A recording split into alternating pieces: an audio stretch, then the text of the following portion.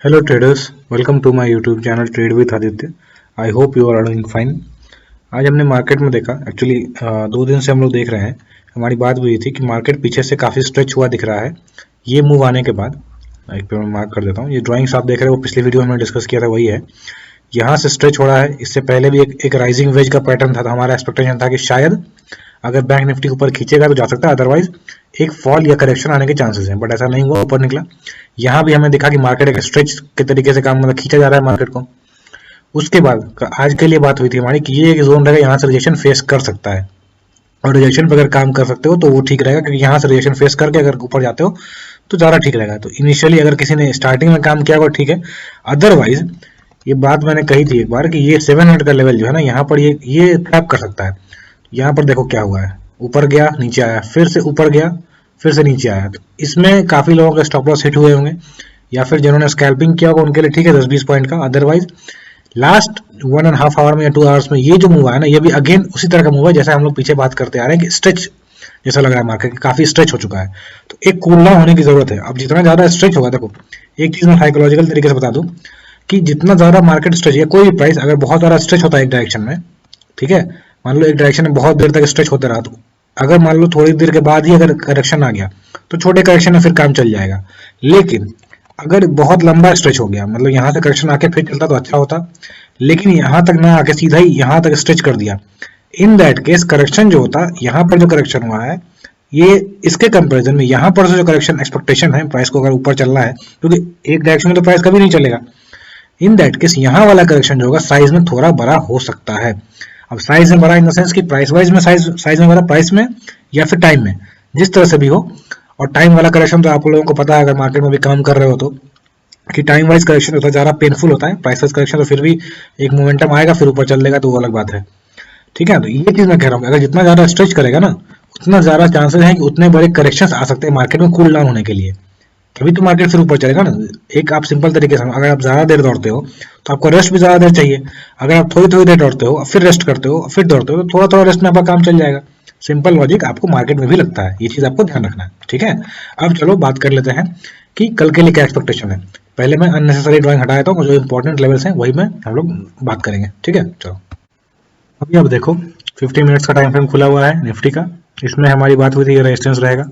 अभी पॉसिबिलिटीज क्या क्या है, एक तो ये जो रेंज है ना मार्केट का, ये देख रहे हो आप रेंज, ये लोअर रेंज इस तरह का, तो एक बार अगर नीचे खुलता भी है तो यहाँ तक आके ऊपर चल सकता है। अगर ये जो मैडनेस वाला बुल मतलब जिसको कहते हैं लोग, ऑल्दो प्राइस मार्केट हमेशा सही होता है, आप उसको क्वेश्चन नहीं करना चाहिए, बट इस तरह का स्ट्रक्चर अगर बार बार और स्ट्रेच होना रहा तो आई डोंट थिंक इससे नीचे आता हुआ मार्केट दिख रहा है, फिर ऊपर खींच सकता है और ऊपर, ठीक है। बट अभी आपको करना क्या है, एक चीज़ और पॉसिबिलिटी है जो कि चांसेस कम है कि सस्टेन करेगा, बट ये जो आपको मोमेंटम दिख रहा है लास्ट के 2 घंटे 2.5 घंटे में आया, ये मोमेंटम एक बार इसको ऊपर ले आ सकता है, गैप अप भी खोल सकता है कुछ पॉइंट्स, 50-60 पॉइंट्स 100 पॉइंट्स, और उसके बाद रिएक्शन हो, ये हो सकता है। कहाँ से रिएक्शन होगा हम लोग पीछे चलेंगे चार्ट पे, जब मैं जूम आउट करके दिखाऊंगा तो आपको मालूम चलेगा कौन से इंपॉर्टेंट लेवल से जहाँ से रिएक्शन फेस कर सकता है अगर ये स्ट्रेच हुआ और ज़्यादा तो, ठीक है। तो ये ध्यान रखना है।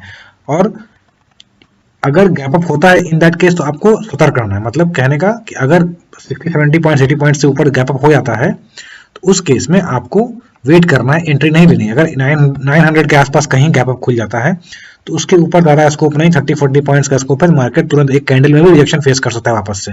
इसलिए गैप अप के केस में मार्केट से थोड़े टाइम के लिए दूर रहना, मार्केट को एक क्लियर डायरेक्शन या क्लियर एक सेटअप दिखाने देना प्राइस एक्शन, उसके बाद काम करना अगर गैप अप होता है तो निफ्टी में।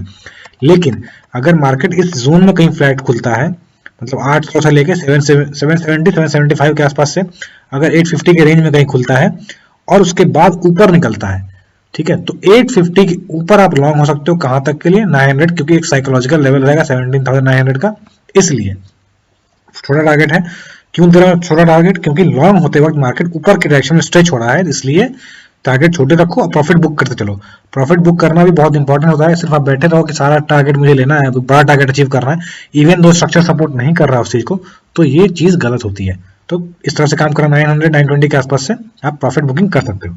अगर नीचे खुलता है, मान लो ये रेंज में फ्लैट में खुल के या फिर थोड़ा सा नीचे खुल के और ये नीचे आता है, क्योंकि यहाँ लास्ट में सेलिंग दिखी है हमें, तो उस केस में मैंने बताया ना, ये रेंज हमारे लिए सपोर्ट रह सकता है। जब तक ये रेंज ना मिले, अगर रिजेक्शन मिलता है आपको इस जगह से कहीं पे, तो आप छोटे टारगेट के लिए यहाँ पर, मतलब 50 पॉइंट से टारगेट के लिए आप यहाँ पर बुक कर सकते हो। और एक बार अगर नीचे खुलता है, नीचे आता है, मतलब यहाँ टूटते हुए, तो ये सपोर्ट रहेगा हमारा। फिलहाल के लिए इससे भी बेटर सपोर्ट, क्यों मैं इसको एक बार इसको हटाया था, क्योंकि इसको प्राइस एक्शन होकर इस लेवल को अब खराब कर चुका है, 700 का लेवल खराब हो चुका है। अब सपोर्ट रहेगा हमारा ये जोन, ये जो लो देख रहे हो आप, ये जोन हमारा सपोर्ट रहेगा, ठीक है। और इसको एक्चुअली में इसको पूरा ही ऐसे रखो आप, यहाँ पर से कहीं से भी बायर्स इमर्ज हो सकते हैं। इसको ग्रीन से मार्क कर देते हैं, तो ये बायर्स इमर्ज हो सकते हैं। तो फिलहाल के लिए अब अगर ये इसको तोड़ता है, ये जो रेंज था मार्केट का, इसको अगर तोड़ता है तो ये जोन में से वापस रिवर्सल आ सकता है। और यहाँ तक अगर करेक्शन दिखता है तो आई बिलीव ये सफिशिएंट करेक्शन होगा वापस से मार्केट को 18,000 के ऊपर ले जाने के लिए, ठीक है। तो ये आपको ध्यान रखना है। अब यहाँ पर अगर नीचे खुलता है, ये तो बात हुई, अगर नीचे टूटता है तो लेवल्स कौन से होंगे? अगर ये लेवल भी टूटता है, मान लो कल को सेलर हावी होते हैं और इसको टूटता है, तो आपके लिए 17,500 का एक लेवल सपोर्ट की तरह एक रफली आप मार्क कर लो, 550 से लेकर 560 का लेवल।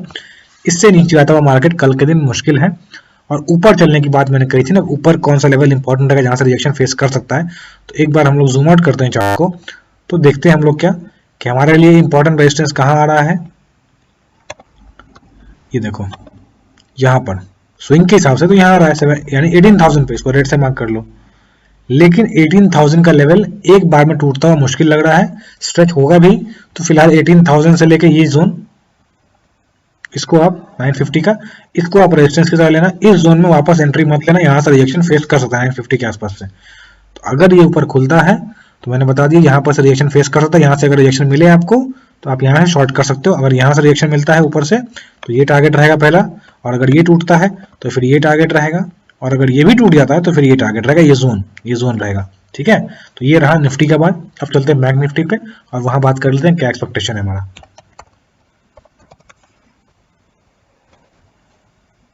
देखो ड्राइंग्स वही है, बात वही थी जो हमारी।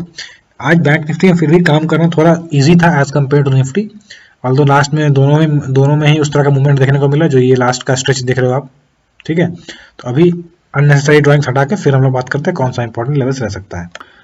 अभी देखो 50 मिनट्स का टाइम फ्रेम का चार्ट है अगेन बैंक निफ्टी का, और कुछ लेवल्स पुराने वाले मैंने रहने दिए हैं। इसका रीजन ये है कि जो बहुत ही इंपॉर्टेंट लेवल होते हैं उनको आप चार्ट में इरेज मत किया करो, क्योंकि कई बार आपको उस लेवल पे बहुत टाइम बाद आएगा और आपको मालूम चलेगा उसका इंपॉर्टेंस जब वापस बहुत टाइम ट्रैवल करने के बाद प्राइस वापस उस लेवल पे टच करेगा, तो चाहे वो सपोर्ट हो या रेजिस्टेंस हो। तो इसको रहने देते हैं। बट यहाँ तक आता हुआ अभी फिलहाल कल के दिन या परसों के दिन मुश्किल लग रहा है मुझे, देखते हैं, कल के लिए बात करते हैं पहले। तो यहाँ पर देखो एक काम जो मैं हमेशा कहता हूँ अपने चार्ट में, previous day high previous day लो मार्क करके रखो। तो यहाँ पर प्रीवियस डे हाई को आप मार्क कर लो क्योंकि यहाँ से रिजेक्शन आया है, प्रीवियस डे लो ये है, ये तो हमारा सिंपल हो गया। इसको आप ग्रीन से रखो, सपोर्ट है इसलिए। इसके अलावा जैसे मैंने बैंक निफ्टी में कहा वैसे ही बैंक निफ्टी में भी ये मोमेंटम चेज करने के लिए एक बार ऊपर खुल सकता है। तो अगर ऊपर खुलता है तो हमारे पास जो नेक्स्ट लेवल है कौन से हैं, तुरंत ही यहाँ पर अगर किसी को स्कैल्पिंग आती है या स्कैल्पिंग करता है वो प्रैक्टिस है, तो अगर इस रेंज में 900 के ऊपर अगर खुलता है नीचे से, ध्यान रखो नीचे से या फ्लैट खुल के, गैप अप अगर खुल जाता है 950 या 40 के आसपास, तो फिर आपके पास रूम नहीं है, फिर आपको 50-100 पॉइंट्स के रूम में काम करना पॉसिबल नहीं है इस तरह के मार्केट में जहां पे स्ट्रेच हो चुका है मार्केट।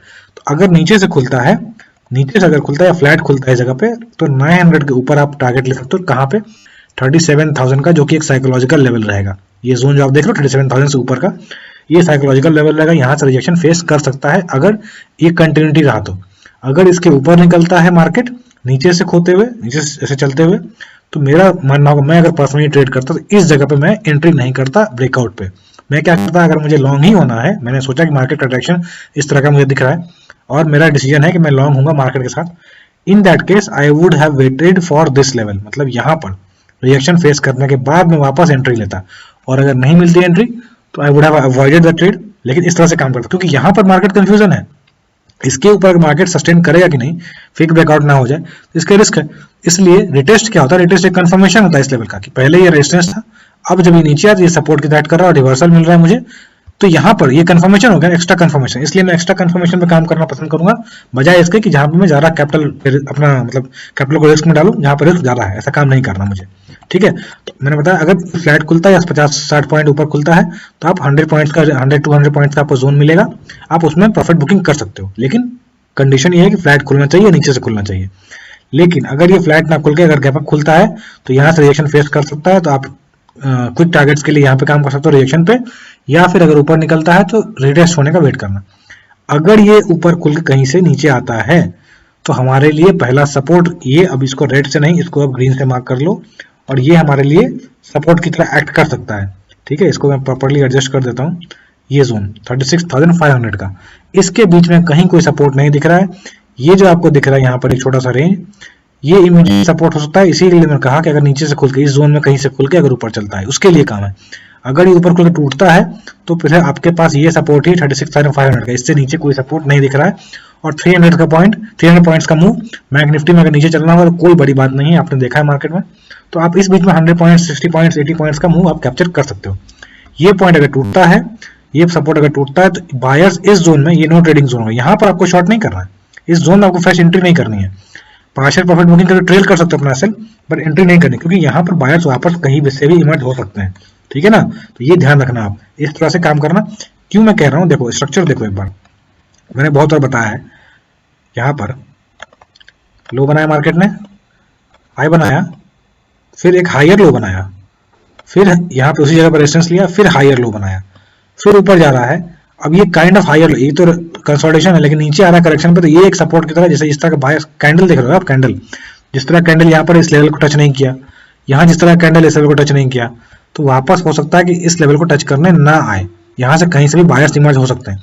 लेकिन कुछ भी सर्टेन नहीं होता। अगर ये टूटता है, अगर ये लेवल 36,370 का लेवल टूटता है, तो आपके पास एक सपोर्ट रहेगा 36,200 का, और उसके नीचे फिर 36,000 का सपोर्ट रहेगा। ठीक है, तो ये लेवल रहेंगे नीचे के लिए, और ऊपर चलने के लिए मैंने कॉशियस कर दिया पहले ही कि इसके ऊपर मैं थोड़ा कॉशियस हो जाऊंगा, ट्रेड लेने से बचूंगा अनलेस कि मुझे एक्स्ट्रा कंफर्मेशन ना मिले। So this was it trader. I hope आपको एनालिसिस पसंद आई। अगर आपको एनालिसिस पसंद आती है तो प्लीज वीडियो को लाइक करें और अपने दोस्तों के साथ इसको शेयर करें ताकि उनको भी कुछ बेनिफिट मिल सके। If you are new to my channel तो काइंडली सब्सक्राइब माय चैनल, और सब्सक्राइब बटन के पास जो बेल आइकन है उसको हिट कर दिए ताकि कोई अपडेट्स आपसे मिस ना हो। अगर आप मुझसे मेरे टेलीग्राम चैनल पर जुड़ना चाहते हो, जहाँ की मैं मार्केट आवर्स में भी स्टॉक्स के बारे में भी डिस्कस करता रहता हूँ, स्विंग ट्रेडिंग या फिर कुछ ऐसा अपॉर्चुनिटी मिलता है चार्ट में, तो वो शेयर करता हूँ मैं इवन ड्यूरिंग मार्केट आवर्स।